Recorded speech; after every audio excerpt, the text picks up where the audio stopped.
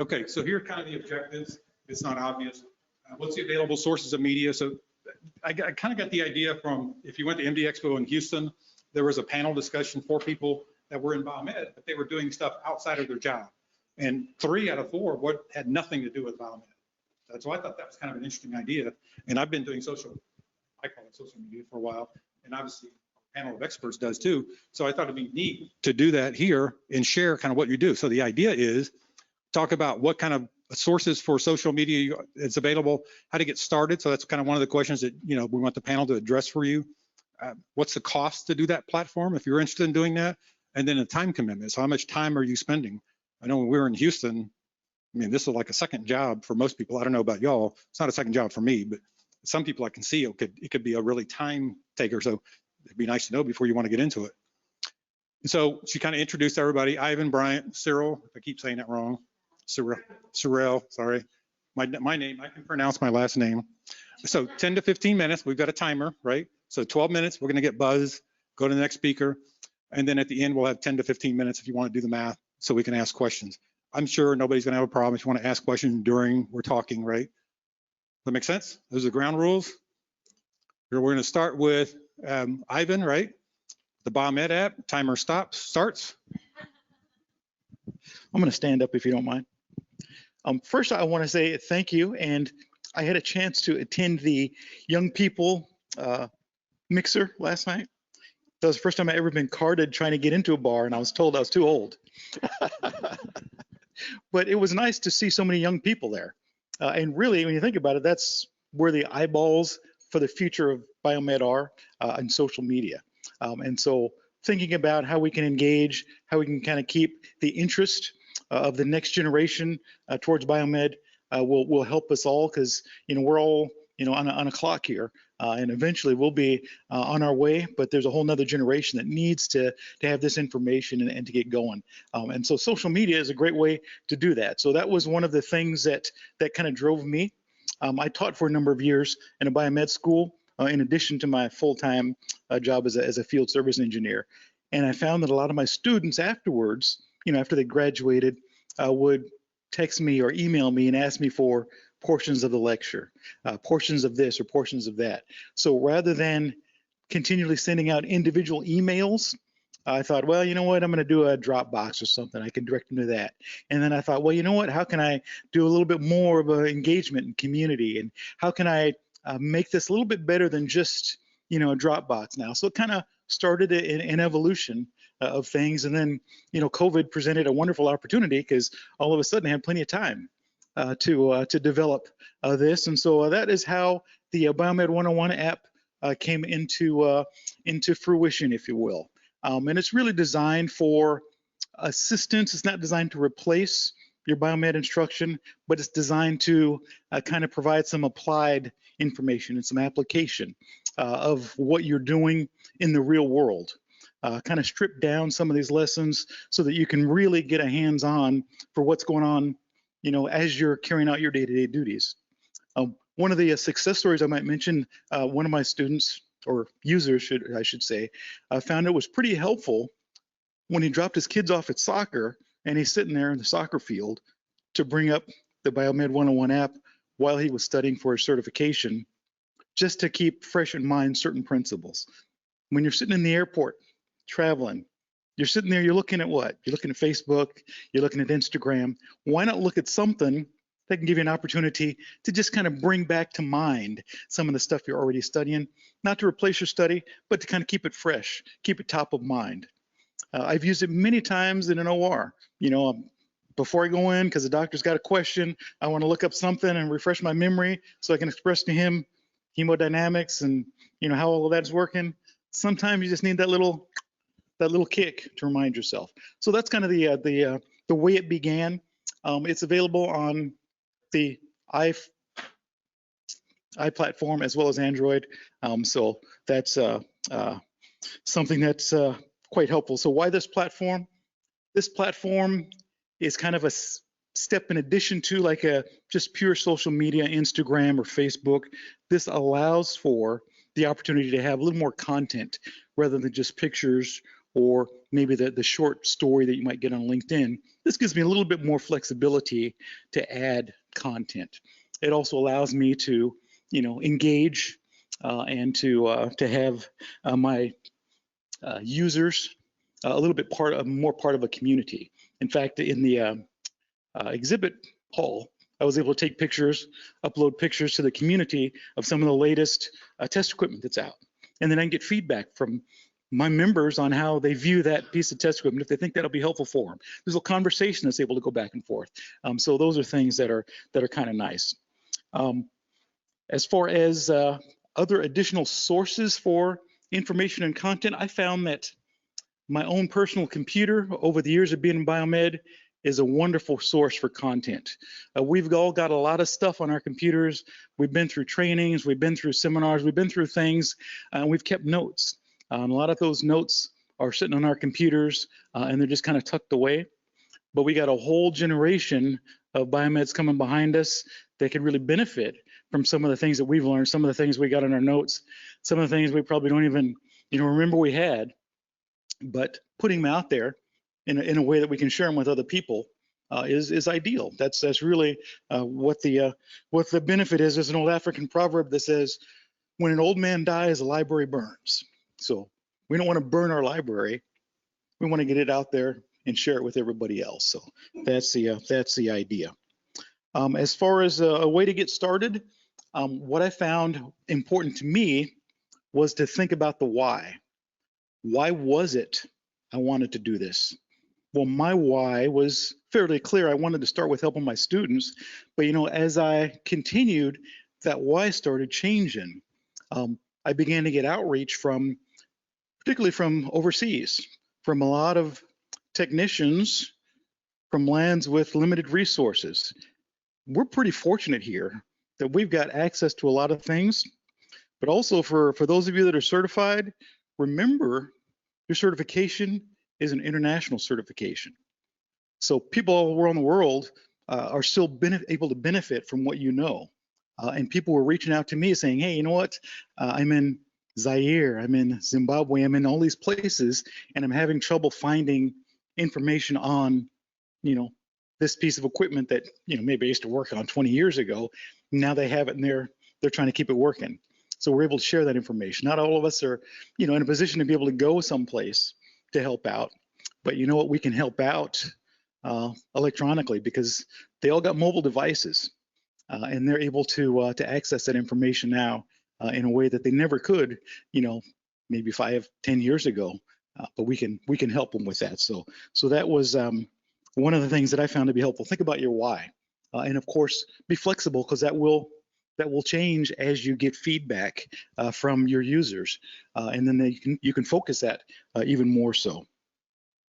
As far as time commitments, a lot of the information I had just needed to be slightly reformatted to make it bite-sized pieces to go into social media.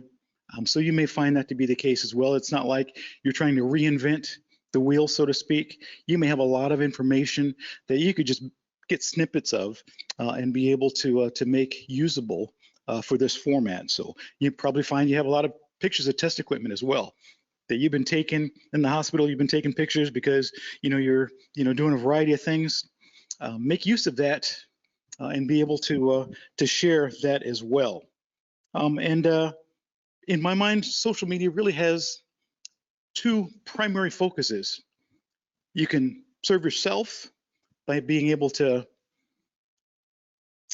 elevate your status, be viewed as someone who's maybe an expert or professional in a certain way, and other people will begin to view you that way.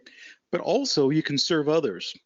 You can help that struggling biomed who's in the middle of the night, unable to figure out what's going on, and he just wants somebody to reach out to, or he wants something to look at to kind of change his thinking or his point of view. And maybe you just have something that's been uploaded that as he sits down and has a cup of coffee while he's taking a break, he can look at that and just kind of clear his head and say, okay, you know what, I'm ready to get back to it. So you can help others in very simple ways with social media. And I would just encourage you. It's a fairly inexpensive and easy thing to do. And you're really limited by what you choose to do with it. If you want to go all out and have a full-on, opportunity to sell digital downloads and things of that nature, there's going to be some cost that'll be associated with that. But if you just want to be simple and share your images and maybe share some text, that's very inexpensive, and in most cases you can find something like that at little or no cost. So there's a very low barrier for entry for each and every one of us to be able to get into this. So I would just encourage you to think about what you got sitting around on your devices already that you can use. Maybe you got some specialized training. Maybe you're a anesthesia specialist, and maybe you're a ventilator specialist. And during COVID, hey, ventilator specialists were in high demand, weren't they? Maybe you could have shared something. So think about that as you examine what you have. Put it on social media and share it and enjoy it. Thank you very much for having me. Appreciate that. Thank you, Dave, for the invitation.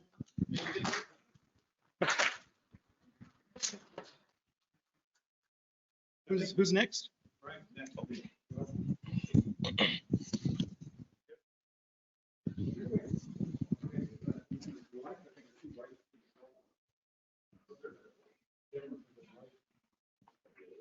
Other side of what?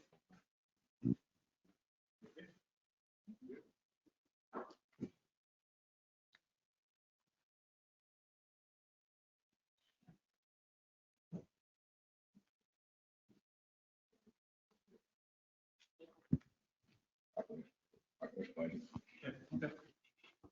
I'll just show my T-shirt. Same thing. There we go. Oh, yeah. Keep going. Keep going. There we go. Like a concert. Oh, shit.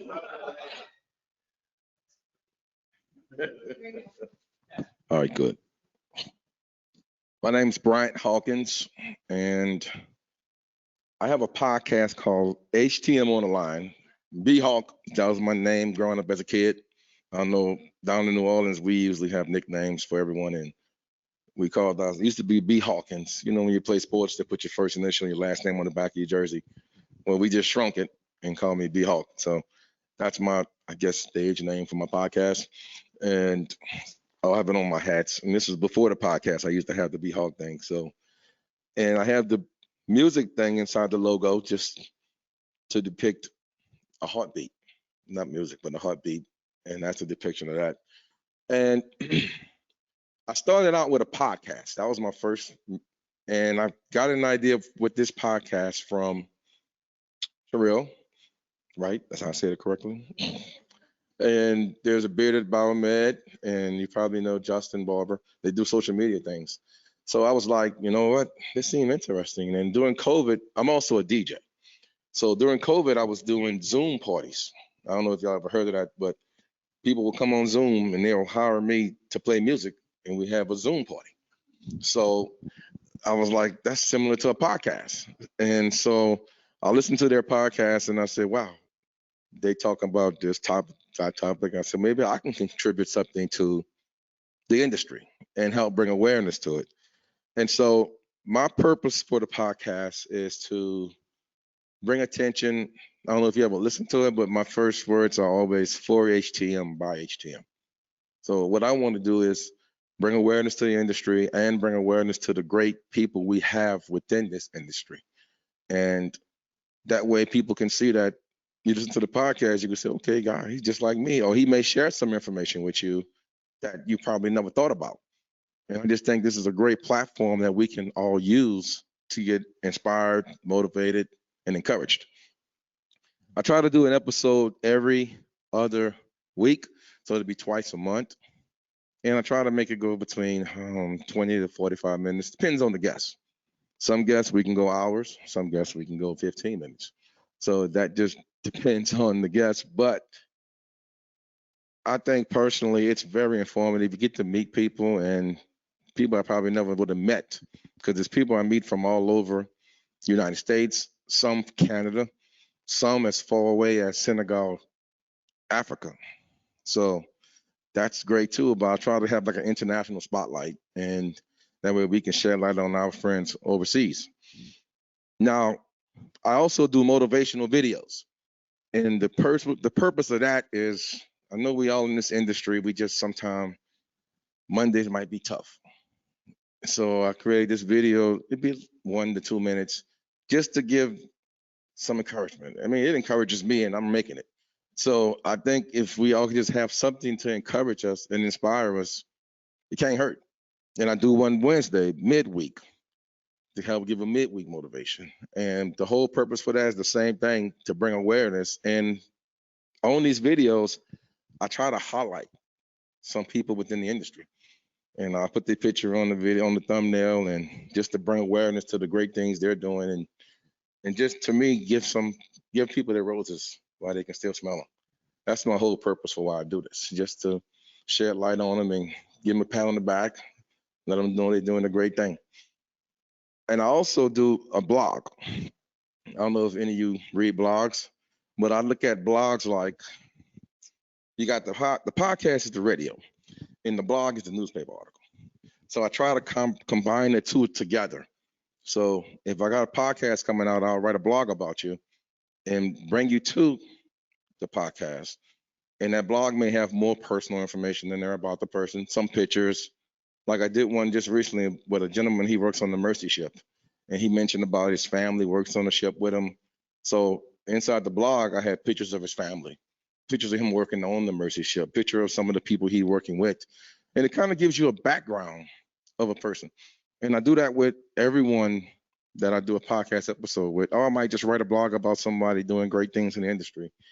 Another way, trying to bring awareness and trying to just give people their kudos, because what we do is life-saving. And I think personally, we don't get enough credit for what we do or enough notoriety. And that's my way of trying to bring that attention to everyone. And I also have a website I created, and it's called HTM Online. And I'm sorry, I'm not have a slide for it, but this iPad ain't big, but it's big. And with the website consists of everything. All of my content is on the website, and I'll just show you one particular one, the motivational videos.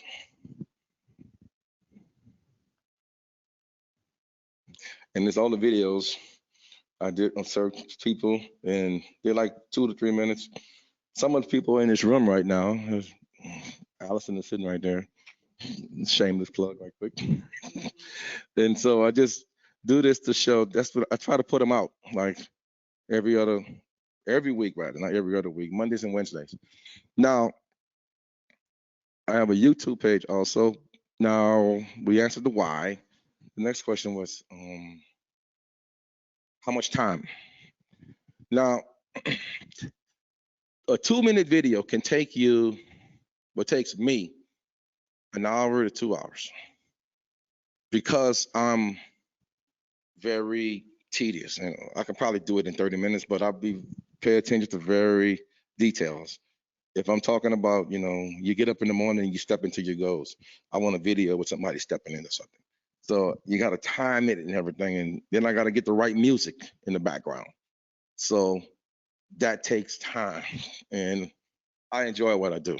So I can do videos. I've been doing it for like 20 years. So it's something I love to do, and it's something I'm giving back. And it takes time to do the podcast. You got to record it, then you got to edit it. So if I'm doing a 45-minute podcast, that might take me 45 minutes to record, another 45 minutes to edit, because I got to listen to it. So you're looking at another 2 hours. So we had 4 hours, and that's a video and a podcast. Now the blog is not that difficult. I can do a blog in an hour.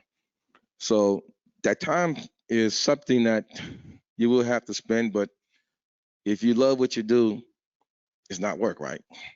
And if I can get one person telling me how much they enjoyed it, it's worth it to me. And I've been fortunate to get a few people call and tell me they appreciate it. So I just figured it's my way of giving back to a great industry that we all love. And money, it costs some money. For one, I have to get editing software. I have to pay for the website. I have to pay for what you call the music when you can copyright it. Huh? It's not there's a word when it's not, anybody can use it. It's not copyrighted, but it's a website where you can get a lot of music. Yeah, stock pictures, stock videos. I take some pictures myself, and I'll use my own pictures. And it also, because I'm also a photographer too. So it's something that you have to spend money on, and it's worth it to me personally. And I have an LLC for it, just in case I say something not the way, they can't come get me, they can get the podcast. But all in all, I think it's something that can really be of benefit to you, because my main audience is the young people. That's the whole purpose for me doing this, is to help the young kids and young at heart and new to the industry, and just to motivate them, because we all need motivation and encouragement. And did I cover the 3 questions? Yep, that's it. And that's my story. Thank you.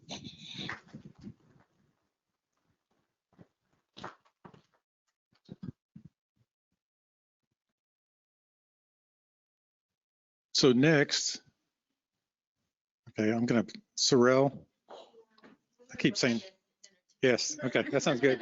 So I came in Sunday, right? You were sitting, who were you sitting with?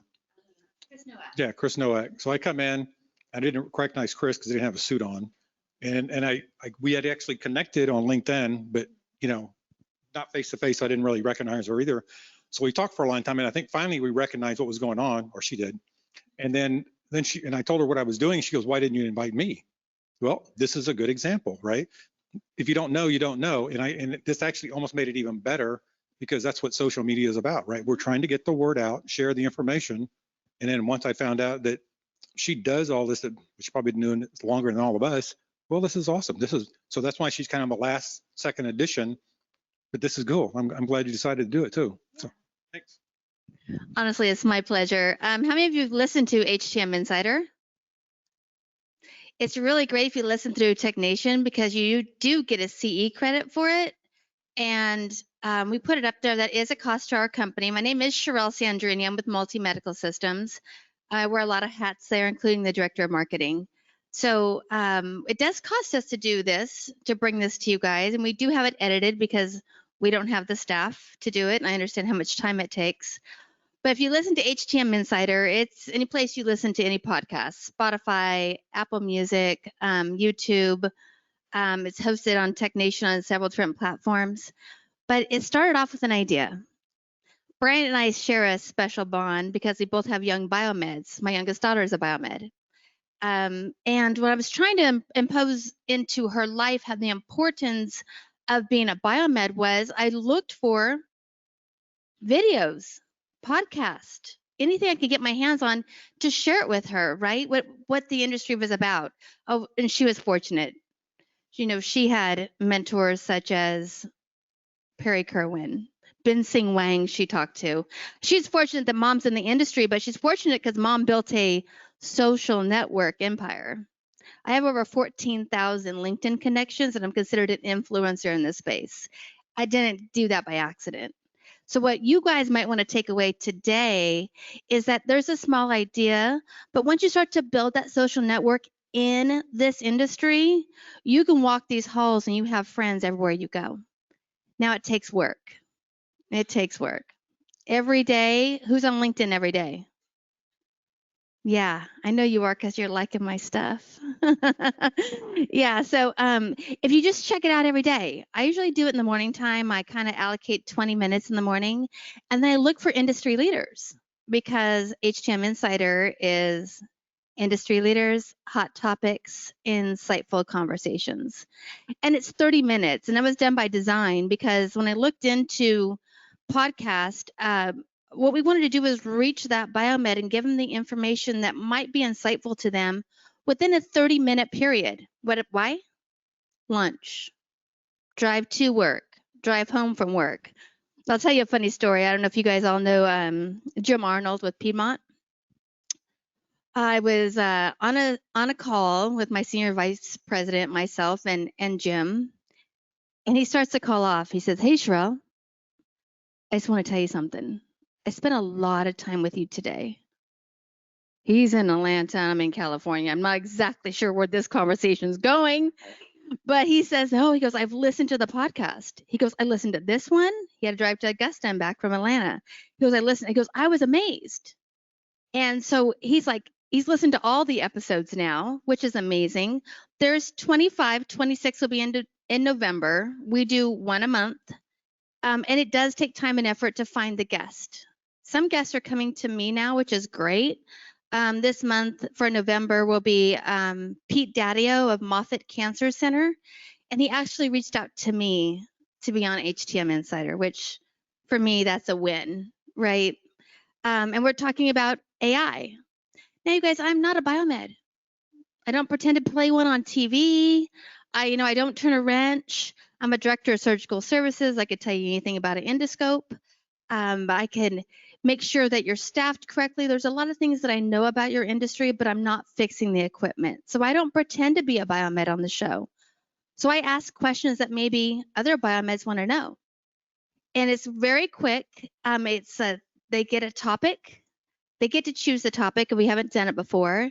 And then they provide me 3 talking points. And we go through this, and we always end it with a wow, your word of wisdom, which I love that because it's just imparting. If you get to look at the guests that have been on the show so far, I don't think that a lot of biomeds have the opportunity to go up and talk to this gentleman right here. First of all, you have to recognize him, right? You have to read his name tag. And then how am I going to say hi? How am I going to walk up to Bryant? Bryant's probably going to walk up to you, to be honest. Ivan's probably going to walk up to you and have a conversation because I love both these guys. But we're going to take that Biomed 1, that Biomed 2, who really needs to be lifted up in this industry. And they want to talk to you. They want to have conversations with you. They just don't know where to start. So having these podcasts and having this social media out there is just another way that a young person that's new to this industry, and even people that have been in the industry for a long period of time, get a different insight to what we're doing. Now, why do you want to be on social media? And I don't even know what the questions were, so I'm so sorry. But why do you want to be on social media? It's because, let's say, you want a different job. You want to improve your knowledge. You want to improve your networking, because what happens with networking? What happens? Yeah, it's support. It is finding new opportunities. It's finding new way of doing things, right? So you have your LinkedIn, you have your Instagram, your Facebook. There's other platforms out there, the Biomed 101. I'm always supporting Ivan.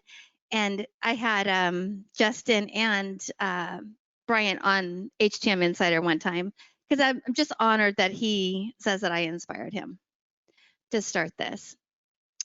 What you want to do is you want to network. And the reason you want to network is because when you go to these conferences, it makes it so much more fun. Let's be honest. There's people that I've met this time that I've never met before. I mean, Allison and I, we met, gosh, where were we at when we first met? Atlanta 2022. And I'm teaching a class on customer service for the Biomed in North Carolina. And her team drove all the way to watch me teach that class. How cool is that?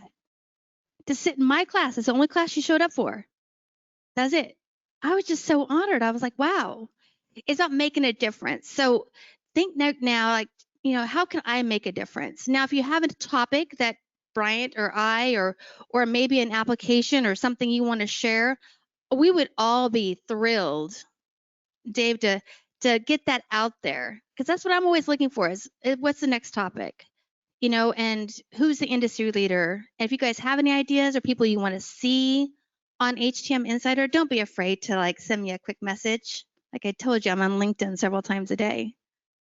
And then don't be afraid to connect with me, connect with these gentlemen right here. Dave will be a little bit slower to respond than most of us. It's okay.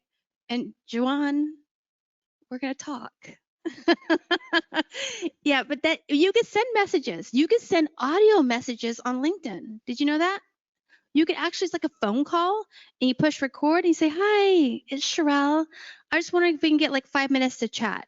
Or, hey, I'm looking for a mentor. Would you be interested in mentoring me? Hey, I've seen that you're an expert in anesthesia and I really want to know how to get in the field. And I'm just wondering, can you point me in the right direction? And make sure you take that time as industry leaders and industry personnel in the HTM industry that you've been here a long time, take the time to answer that question, because you never know where that's going to go and that young person is going to be inspired by you, right, guys?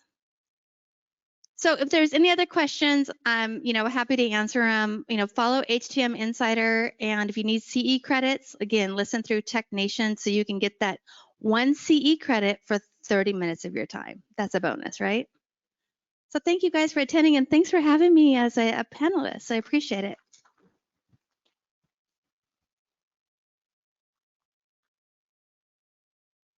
So our next speaker is me. And so I'm a little bit different. So, I'm on Facebook, but I think I might have a Facebook page for Tales of Biomed. I don't remember. But my first start was actually doing books. And so the idea, I've been in the field for a long time. I'm not going to tell you how long, probably before some of y'all were born. But so I've collected just like this. It's a perfect environment. We're going to go have a party and we're going to tell stories. Some are true, some are not true, but we're going to tell a lot of stories. And a lot of times they're just funny as you know what. And I guess somewhere in my mind, it's like, I got to write these down because I don't want those to get lost, right? I think they're hilarious. And so that's what my idea was for Tales of the Biomed. And so I called Tales of the Biomed series because my first book was called just Tales of the Biomed. You can tell how old it is because I have dark hair on the back. And so that was the first one. And this one actually probably is 75% of my stories, but that's not the intent. The intent was to get other stories. So the second one was part due, and there's a whole reason for part due. It just sounds better than part two. And now that one's more everybody else's stories, right? So I'm getting people to send me stories. And there's other themes I do in this book. There's funny sticky notes people put on equipment. The first one was from, and there was not a plan, right? So I'm sure a lot of us didn't map this whole thing out of what we were going to do. The writing the book was the plan. And I had kind of an outline of what the book was going to be. And I was on LinkedIn one day and somebody posted a funny sticker. It's in the first book and it says, "Ticks like a bomb." And I thought, well, holy cow, that's very descriptive and it's hilarious as you know what. And so I contacted him through LinkedIn. I said, "Hey, can I use this? I'll give you credit in the book." He goes, "Yeah, sure." Well, then I said, I totally forgot about funny stickers on equipment. And I don't know how many people I've contacted. Oh, we used to have a wall of these things, right? So that's probably a quarter of the book is just funny Biomed stickers in there that are pretty crazy. And then the other ones, which makes no sense, is I've done actually 2 World War II books. And the reason I've done World War II books is I'm a history buff. I lost a second cousin in World War II, missing in action, and then that's it, right? You never find him again. Well, in 2001, 2002, they found his plane and everybody on the plane. Now, it passed away, but they found the body, which is good closure for the family. And so they actually found him. It takes 4 or 5 years to do DNA. And then they brought him back and buried him in Arlington National Cemetery. Great story. And so I told this all the time. And everybody says, "You need to write a book, you need to write a book, you need to write a book." It's like, I don't know how to write a book. So what do? You Google, right? You Google everything to find an answer. And so that's what led me. I kind of did this one, was the first one. This one's actually pretty thick. And I just Google who publishes it. Well, these actually are kind of neat. I found out the company that publishes on print on demand. Well, who owned the company that bought them was Amazon. Well, that's even better because who doesn't buy stuff on Amazon? So, and the nice thing about all of these books that I do is I control, now you're the editor, you're the creative, or whatever you want to call it. You do literally everything. Because I looked at hiring an editor. I'm not going to make that much money on the book. I'm not going to lose money. I might make a lot of money, but I don't want to lose money. And so, but the nice thing about it is it's on Amazon and it's print on demand. So if Andrea says, "I want to buy a book," she goes to Amazon, she orders it, and they find somebody local to her, it prints and gets shipped to her. I don't have, the other good thing about this, I don't have a stockpile, thousands of books in my garage that somebody's yelling at me to sell. No, it's print on demand. The other side benefit of doing it print on demand is somebody says, page 65, you misspelled XYZ, whatever. It's like, oh, I change it, upload it, every book after that's correct. That's actually a huge side benefit. Or you come out with you found a new picture or you had somebody's name wrong. So that's a huge thing. So 2 Biomed books, I'm working on a 3rd one. I've done some family history books. If you know me, I actually made a cigar diary. which just the way to record cigar stuff, right? That was pretty easy. I made it so where you could put it in your pocket. So you can actually choose how big your book is. Amazon kind of has templates out there you can use, or it's called KDP Publishing. Doing the physical doing in the book actually is fairly easy. I'm happy to walk anybody through how to do it if you want to do it. It doesn't have to be about Biomed. Obviously not all of mine are about Biomed, but it's very easy to do. I've done websites to go to it. So we talked about, y'all did an LLC for one of yours, right? So I was consulting for a while, so I did an LLC. I don't remember, it's like $1,500 or something. Then I wanted to do another one for the publishing piece of this. And so I actually called it a very creative name. I called it Brodigan Publishing. And you can go online, you find people to create logos for you. And so I did that, and I made it a DBA of my consulting business for all tax purposes, right? So that actually worked out pretty easy. Yeah, there it is. So Brodigan, I actually paid somebody to make that logo for me for Brodigan Publishing. And then I'm working on a new book, Tales of the Biomed Part Trey. I'm working on I really am kind of excited about this one, but I haven't done anything with it for a while. And so these are funny books, right? These are funny stories, haha, that's really neat. The other idea I've got is Incredible Tales of the Biomed, which are, Biomeds go in the OR and save the day. Biomeds go into this place and save the day, which everybody's done, right? There's a million of those stories. And I'm actually kind of thinking that actually would be a great book to promote Biomed, right? So people can see, wow, this is kind of cool. This is something to get into. And I haven't worked on this one for a while, but I've talked to 24/7. I've talked to TechNation, MD Publishing, all those guys. They've got several stories of stuff like that, and they've already given me permission. So I've already got some of the pictures in there, or stories in there already. I just haven't gone back and added some more to it. So that's going to be kind of fun. And then kind of a off spin of that, I wanted to do one called Tales of the IT Guy.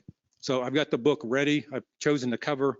I started collecting some stories to add into that, because a lot of our stuff is kind of like IT. They're going to have funny stickers on equipment. They're going to have funny repairs on stuff. But I'm not in IT directly, right? So that's going to take longer to do it. So there's just plans.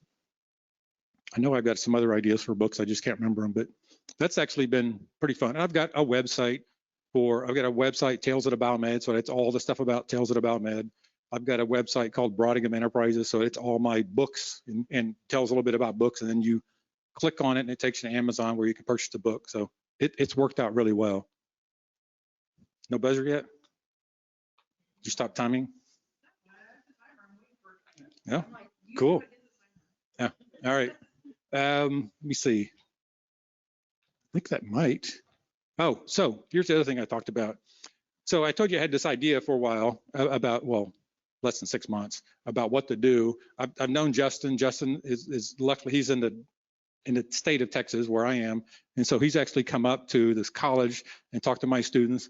I'm amazed at what he's done with Better Biomed. It's a really great. I've used his videos in our class because he does a really good job with it.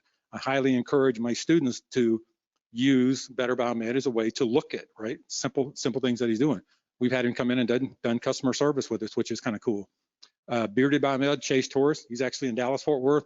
He's actually come to our school and talked to our students. He actually did a podcast with our students while his boss interviewed our students, which was kind of cool. It's kind of neat that they were able to do that. I just met the Biomed girl today or yesterday, one of those. She's got a conflict, so she couldn't be here. Obviously met you yesterday, right? Sunday. And I think I talked to Jewel. I told her I was going to put her, because she just started an IHTM, something like that. I got the card and I don't know where it is. So sorry, Jewel, I apologize. But she has, if you guys, everybody knows Jewel. She just started this. So she's going to do a lot of social media stuff with her website she just started. So that would be something, another avenue that you can reach out to see, ways to broaden your education, right? And to network and link up with other people. I mean, y'all have said it really well, that the whole idea of social media technically is networking and learning and sharing knowledge, right? And I think we've done I say we, meaning the community, has done a pretty good job of that. And I know there's a ton more people out there doing this stuff that I don't know about, and I'm sure you guys have known about. So, maybe in the future we can continue to add and share this type of stuff, right? I think it's kind of cool. I mean, I probably spend way too much time on Facebook.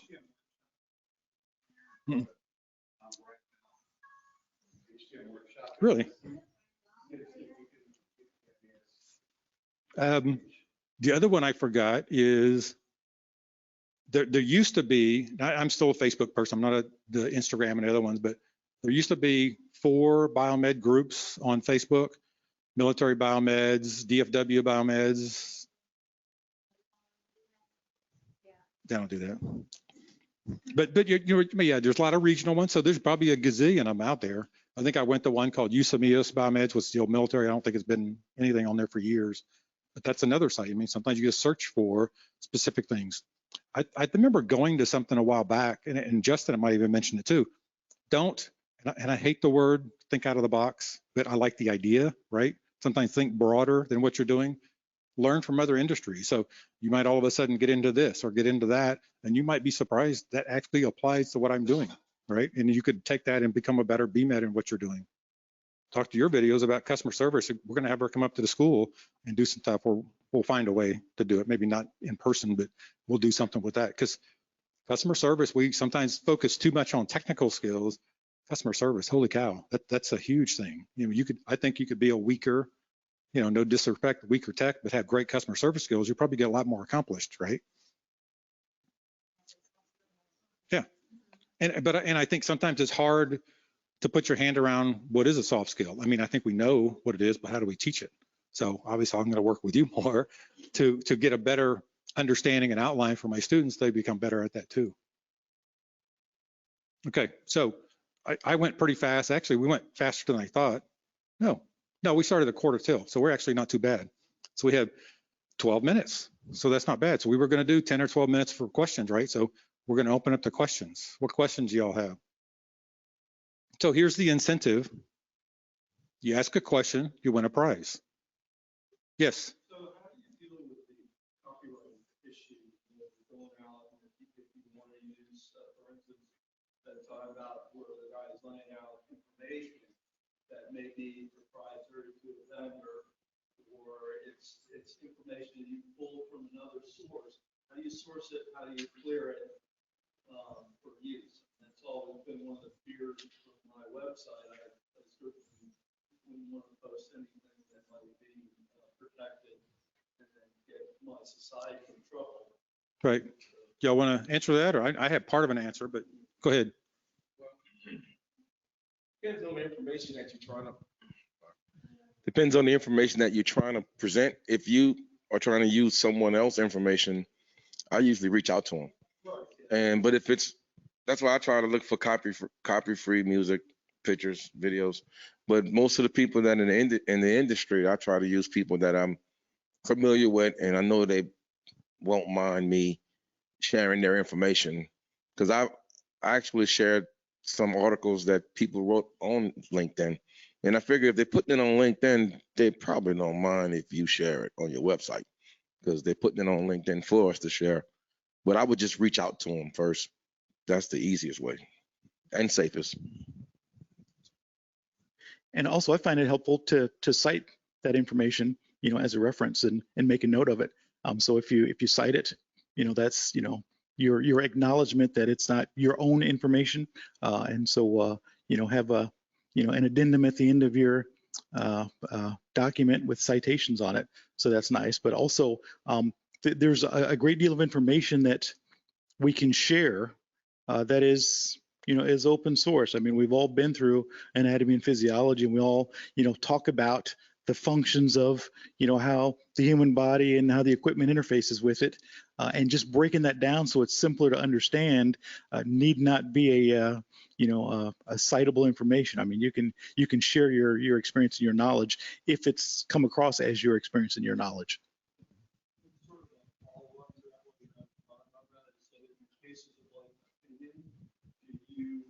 Disclaimer that information or anything to protect your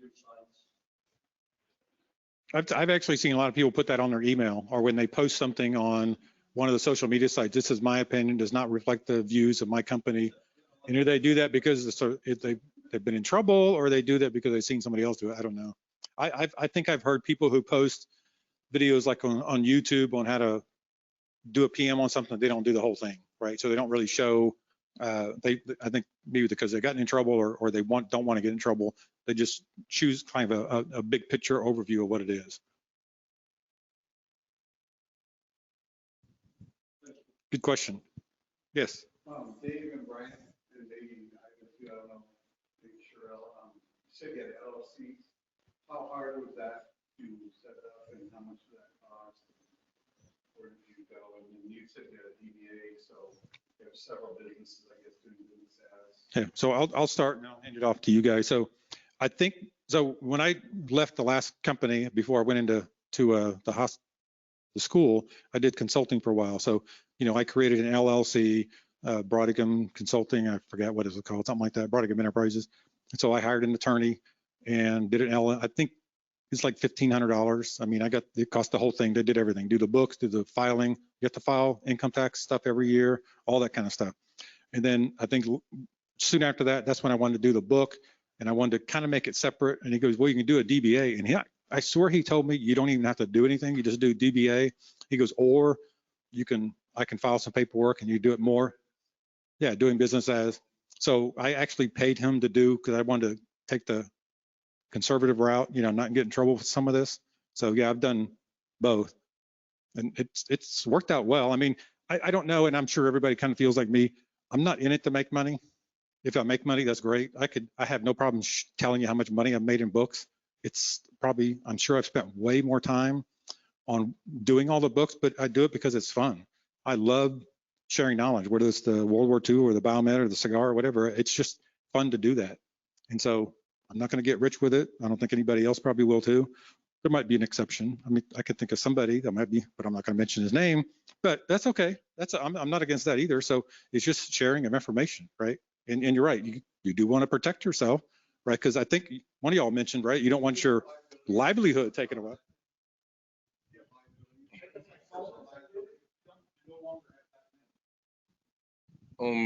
My LLC cost me $300.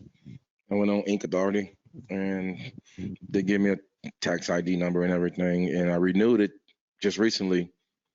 And I'm my own service agent. So it cost me $30 to $35 to renew with the state of Louisiana. And I didn't get the company to be my service agent because it was $200. And the only reason I didn't get one because I'm not that big. I mean, it's just a podcast. So I pretty much handle all of the documentation myself and paperwork and everything. Nope. Yeah, I just had a house. I don't have any insurance on it now. I'm DJing, photography. I put all that. Yep, I put them all under there. Yeah. I mean, I probably should have had an LLC when I was DJing and everything, but I didn't. Inc. Authority. INCauthority.com. They're based out of Las Vegas.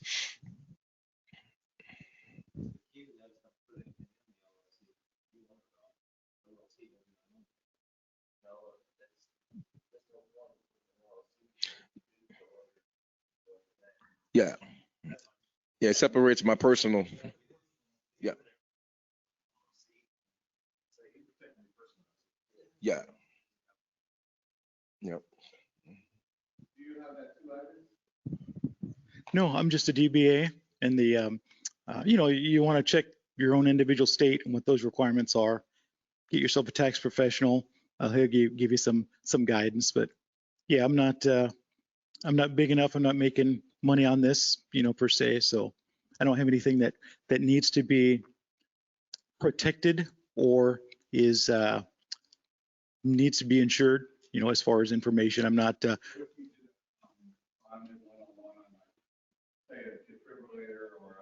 That's not my lane. That's not my lane. So I don't have to worry about it. No, that's not my lane. So I'm teaching the basic fundamentals of, the basic fundamentals of anatomy and physiology, the basic fundamentals of the systems. I don't teach, like, say, I worked in anesthesia for 20 plus years. I don't talk about the anesthesia machine. I talk about the gas analysis portion of it, and what does that mean, and what does the infrared sensor do to the gas that's flowing through. I talk about it on that level so that anybody can read the basic principle of gas detection, of the basic principle of vaporizers, the basic principle of ventilators, and they can work on that with any machine as opposed to trying to work on or trying to develop a PM for device specific. I worked for an OEM for 20 years. I'm not interested in having that fight with OEMs. I've been there, so I'm staying clear of that. And there's a lane for me, and that's where I'm at. That's the same way. I don't mention who I work for, and I don't talk about work.